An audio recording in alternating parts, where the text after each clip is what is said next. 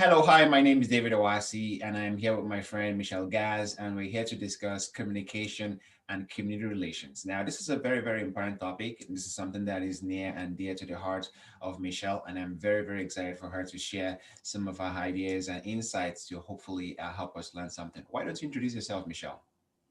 Hi. So thanks, David, for having me. As you mentioned, I wear a lot of different hats within my professional world. So I'm in career development, communications, and community engagement. I've worked for private, not for profit, and public organizations, all within that umbrella. And I now work as a consultant for small to medium sized businesses and help them build community relations strategies and programs that really align with their organization's mission and their vision, and also amplify impact within the community. Super passionate about all things community. I'm born and raised in Winnipeg, and I'm very involved with IRCOM, which is the Immigrant and Refugee Community Organization of Manitoba. Also with the Rising Stars Foundation. I'm a board member for Lupus Canada, and I'm also involved with the True North Youth Foundation. So to have this time and space to talk about community and community engagement with you, I'm very grateful. So thank you for giving me this time. Absolutely. Thank you, Michelle. And I'm super excited to learn about community relations and communications. I think it's something that everyone, especially business owners, can learn better. But for someone who has not really heard the term, community relations from a sort of an official standpoint, of course, the word community relations means to relate with the community. That makes sense. But from a business perspective, from an official perspective, what would your definition of community relationships be, and why is it important for businesses to really think hard about this? Yeah, so I think in this context, we can define community relations as the relationship between a business and the community in which they serve. So that could look like, what are the engagement strategies and approaches that a business takes to build those relationships, to build those long-term sustainable outcomes, and also just really take an active interest in the well-being of the community, and really defining what are the roots they put down to build those meaningful relationships. So if you take a step back, the framework for a business or organization to build a community relations strategy is usually aligned and centered around their vision, their mission, and really the organization's purpose. So that is what really frames the model. That's really what frames the approach that a business takes, and also their definition of community, because community could be local, it could be a cause, it could be internationally. It really depends on the business. Why I think it's super important to include community relations in your core business strategy is because, well, one, you have an accountability to the community that you serve. So not just the members, but the causes, the campaigns, like what is actually of interest to the community members that that you are serving. So accountability. Two, you're building really strong long-term relationships based on loyalty when you are investing in the community and you are investing in the causes that matter to your community. And a lot of the data shows as well that community or organizations that really spend some time prioritizing investing in their communities do build long-term financial health, because you're almost positioning yourself as a preferred service, product, and company to customers, and you are building that loyalty over time. Totally. Wow, that's a fantastic insight there, Michelle. Thank you for breaking that down. Those are just a couple things. I mean, there's more, but All those are right. the main impact and the main points, I think, why it's super important to include into your long-term strategy. Absolutely. And the idea of community relations has never been more important as right now, because the pandemic has forced a lot of the ways we think about Right. business, especially for small and medium-sized business. I know early in the pandemic, I was working with a lot of small businesses. They were struggling a lot, and a lot of them had to really lean into the local market, the local community, which a lot of them did, and they were quite successful at that, and they were able to keep their business up and running. And those who could not, unfortunately, they Yeah. failed, and their business is closed now. So yes, I definitely agree with you. Now, for small to medium-sized business owners, what would the strategy be like? How should they even approach this? Because when we think about some of these community relations ideas, it's more like a very corporate thing, headquarters is kind of planning this out and rolling it across the country. But for mom and pop outfits, the small business, how should they actually think about this concept and how would it apply to them personally as a small business?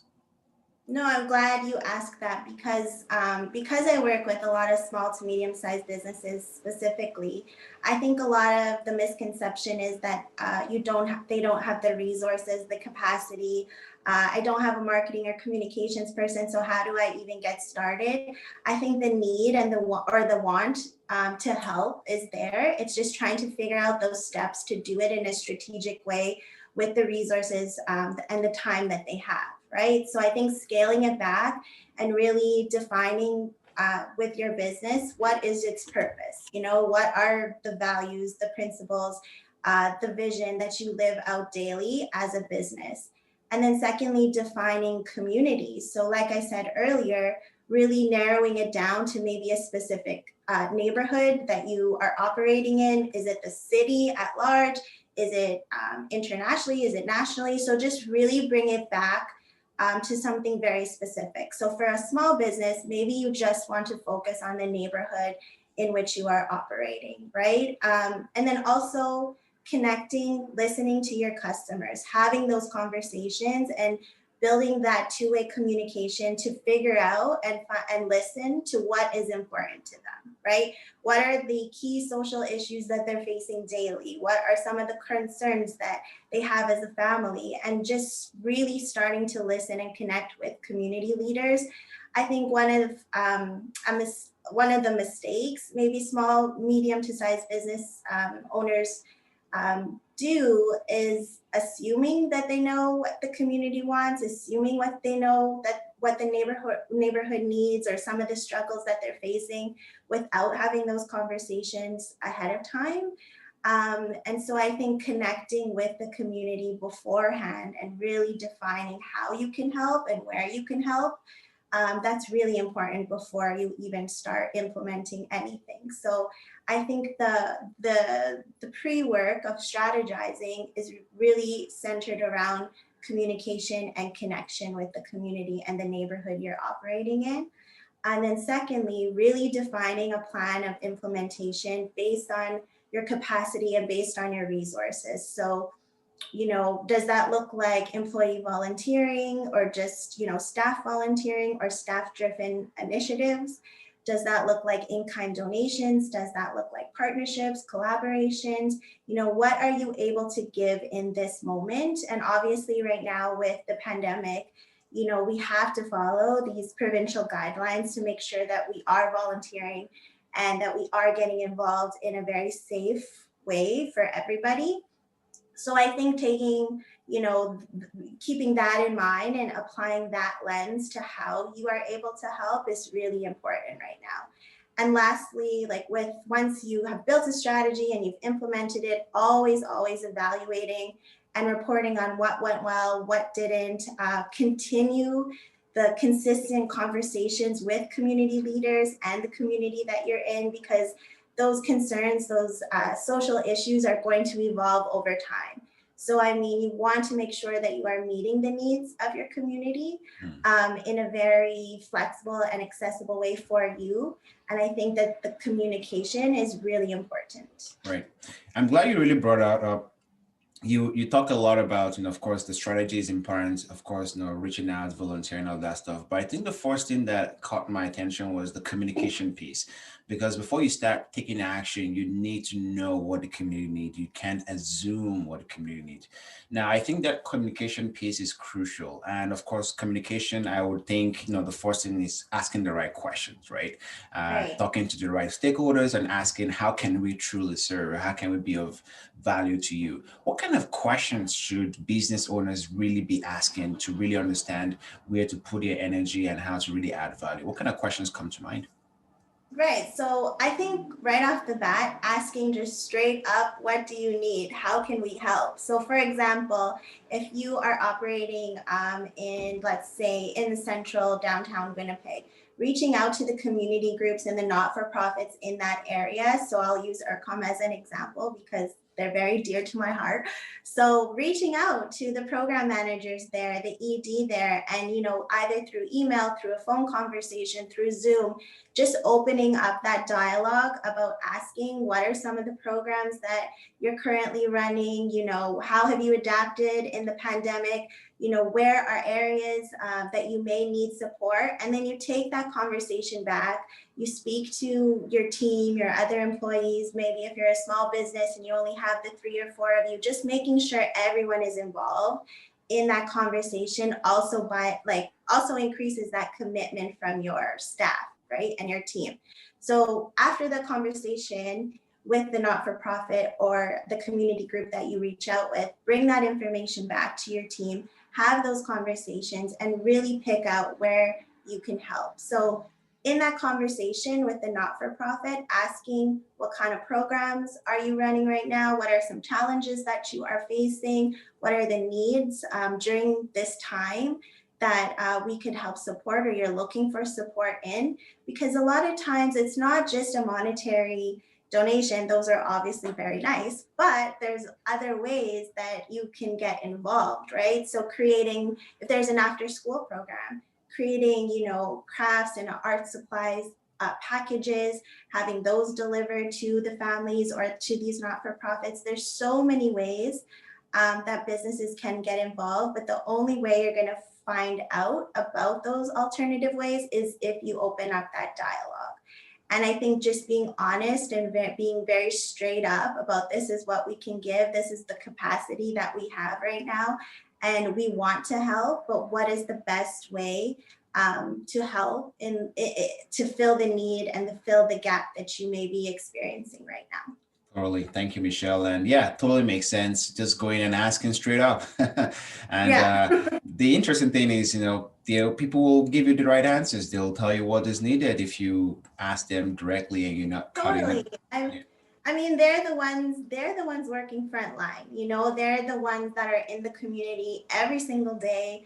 They're putting in the work. So they are having those conversations with our community members. So they are the best people to speak to the need of that community, right? So like you said, one of the worst things that you could do is assume the need and spend so much time of your resources, your energy, trying to fill this need that isn't really a priority. So speak to the people that are actually in the field, actually in the community, and having those conversations one-on-one. Totally. Thank you for that. Now, of course, we're in a pandemic, and you are, you have your ear to the ground. I will assume you're working with organizations and community groups. Is there any sort of trends or themes you've been observing, whether it's struggle of current people in the front line who are kind of doing this community work, or businesses connecting with them? Is there any sort of themes or struggles you've been hearing that that has been happening as a result of the pandemic? Just curious. Yeah, I think, well, first of all, I have complete respect and admiration for all small business and business owners in general right now, because I have seen and I've heard just so many business owners just trying to stay afloat right now. So I have total respect for them, and they deserve our support in whichever way we can give it. And then on the flip side of that, I've heard some really amazing stories about collaborations and partnerships happening between businesses and community. And I think that is the common theme right now, is collaboration. That is the common theme that we're hearing. We're all in this together, and we're gonna get through this and move forward, but together. So really figuring out what are some of those partnerships that you can get involved with, what are some of the collaborations that you can apply your time and your energy and resources towards. And I think what's crazy right now is that we're almost being told, who and what is essential, right? And that's being defined for us. And one of the, charitable groups and not-for-profits are essential. They are working front lines. They are building the communities that we want to live in, and they're completely lacking support, funding, resources right now. So as a business, stepping back, spending some time to ask yourself, what does community mean to me? How am I able to help? What are some collaborations that are really important to us that align with our values and our principles, and really taking the time to reach out to those groups. I think collaboration and partnership is what's going to get us through this, because if the charitable sector succeeds, then we're all going to succeed as well. Totally, couldn't agree more, Michelle. Couldn't agree more. Thank you for that insight. Now, just to shift the conversation a little bit, we're in 2021, but in 2020 was a very Yes. long year in a lot of ways. But one of the things that came out of 2020 was the whole renewed and re-energized conversation around race, diversity, inclusion. How is that changing how we talk about community relations? For example, for us in Canada, diversity for us includes our First Nations brothers and sisters. It includes people of color. It includes minority groups. How is that conversation shifted in terms of community relations and communications based off of these recent developments? Right. I think people are just like, community is just tired of conversation. People are very used to and tired and exhausted of hearing these conversations around diversity and inclusion from business owners and from organizations. And I think right now what's important for business owners to do is to really show up with your actions. So it's one thing to put out a statement or post something on social media on behalf of your organization or your business, but to really follow through with your actions, those will speak louder than words. Your actions on these key social issues are going to tell the story of your business, right? So really stepping back again and asking yourself and reflecting on, what does diversity look like in your recruitment and hiring practices? Even in the products and the services that you are offering, are they inclusive? So really taking those key issues and conversations and applying them to your everyday business practices, right? And I think also just educating yourself and the team around you. Do we know anything about the roots of these systemic challenges and barriers that are affecting the community around us? Sometimes education, that is your action, taking the time to learn and to educate yourself about what these key issues and these barriers actually are. That is an action in itself. So providing your team and the people around you within your business with the training and the appropriate information they need to understand your community better, that is an action in itself, right? So I think the conversation, yes, it's happening, but what's way more important is the actions that you're taking. How are you responding to these key social issues? How are you showing up for the community around you? And how is that reflected in your day-to-day operations as a small business owner? Right. And when it comes to, really taking that action, I feel that, a lot of business owners perhaps have the intention, like they genuinely want to see these changes, but they don't even know where to start from. They're very overwhelmed. Do I have to pay for $100,000 course and program for all of my employees? Do Yeah. I have to launch this massive campaign?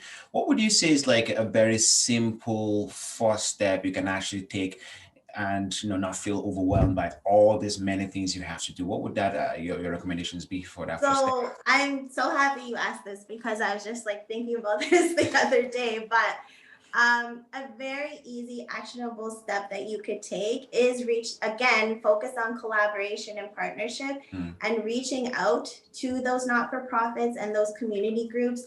Typically, like, the staff within those groups are very educated and very intelligent about these topics, these issues, right? And having them come in as a speaker is way, way less expensive and much more affordable than purchasing, a diversity and inclusion course. If you can do that, that's awesome. But if it's not feasible, this is another approach you can take, bringing people in from these key organizations to speak on these issues, to speak on what they know best. That is a very feasible and accessible way for you to bring that education to you and the team around you. Absolutely, couldn't agree more. Yeah, listening to the people who are in the field who are doing it. Now, when you mentioned that word listening, it's very easy for leaders to be like, "Oh yeah, yeah, just come say your thing, and we will hear you." But active listening, or I guess empathic listening, is a whole different ball game entirely. Mhm. And when I say empathic listening, I'm talking about trying to understand the feelings, trying to put themselves in the shoes of people who are feeling those frustrations, or who are on the receiving end of who are not being included perhaps in different ways, or who are being left out of groups. I recently spoke to Rena Bukhari. I'm not sure if you know Yeah, her. Yeah, she's a lawyer dealing in the First incredible. Nation.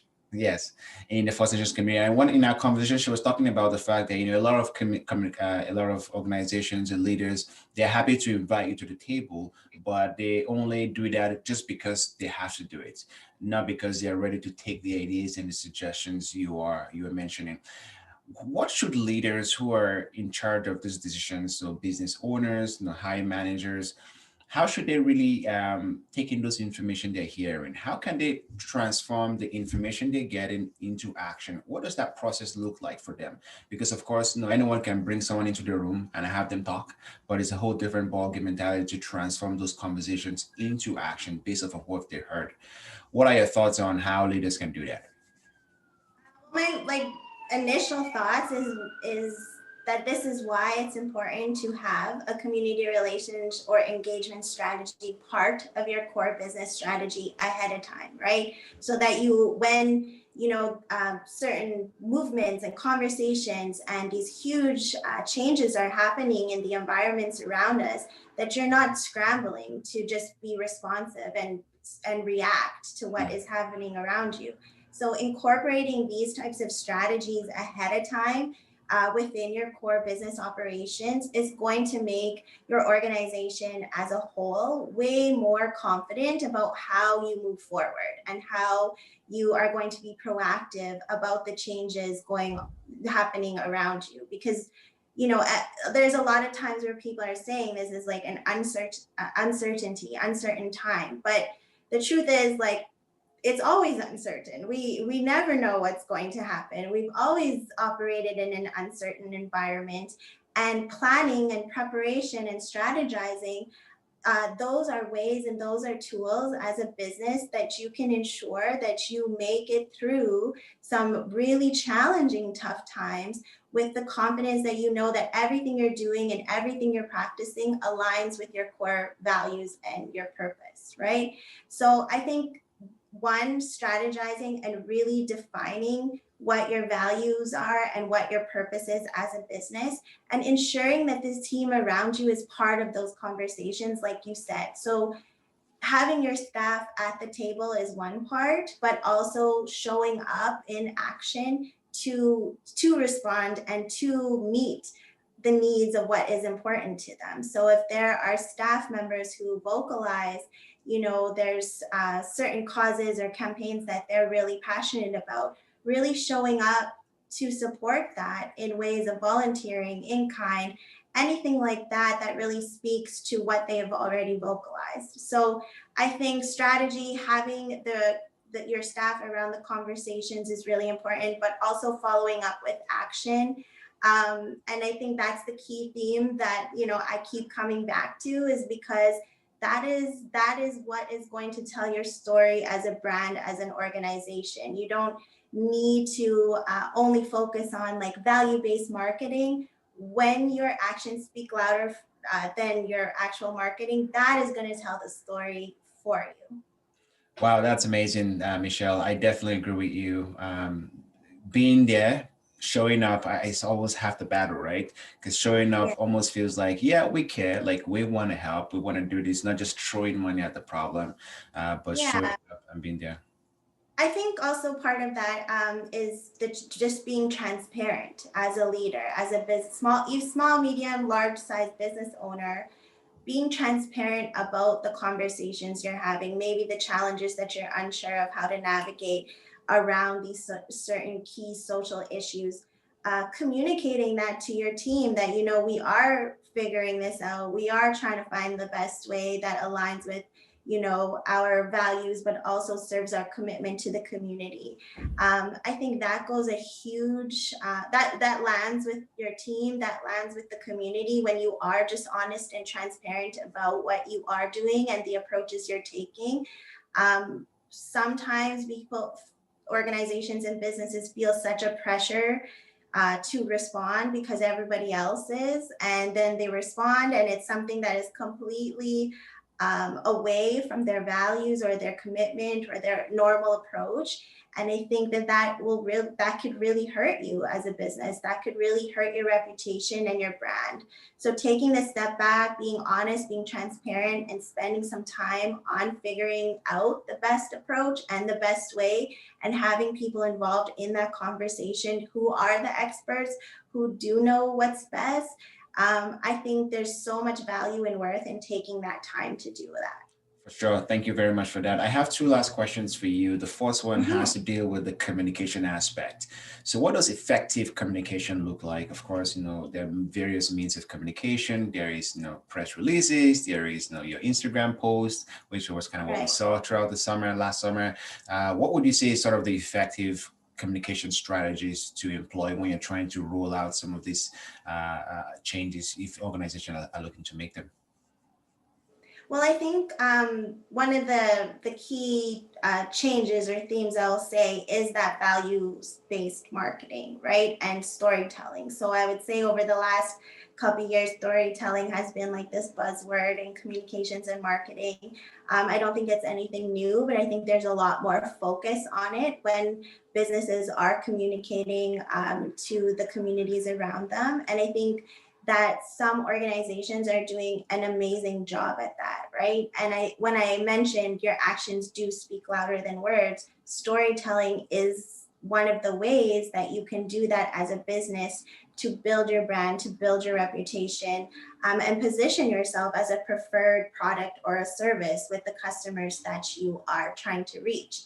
So communications in general is really like understanding your purpose, your audience, who are you serving, who is that target market that you are trying to reach, and then really honing in on that target market about like what is important to them.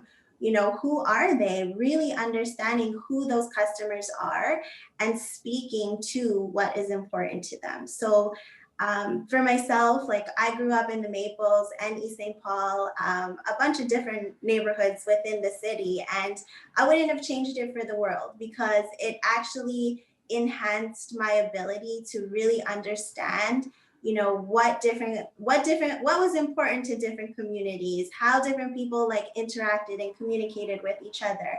And I've taken that as a huge influence to my lens and apply to my lens within communications, because really understanding and connecting to what that community needs, what's important to them, that's going to shape the marketing and communications style and approach that you use when communicating with that target market. And I think that when you're looking at the different platforms that you are going to use to reach those markets, again, you have to know where they're at. Are they mostly on social media? Are they mostly reading?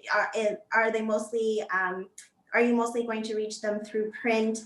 Are you mostly going to reach them through TV and radio? So understanding who your target is, understanding where they are is also going to influence which platforms you use, right? Totally. So once you do narrow down those platforms, really honing in on your copywriting, your messaging, your storytelling. What is it about our brand and what is it about our business that we want to share, that we want people to know, not just our products and our services, but like, who are we? What's important to us?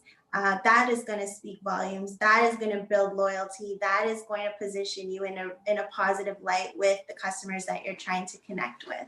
Yeah, couldn't agree more. Well said. Thank you very much for that. The last question I have for you, Michelle, is, of course, you're an expert in this field.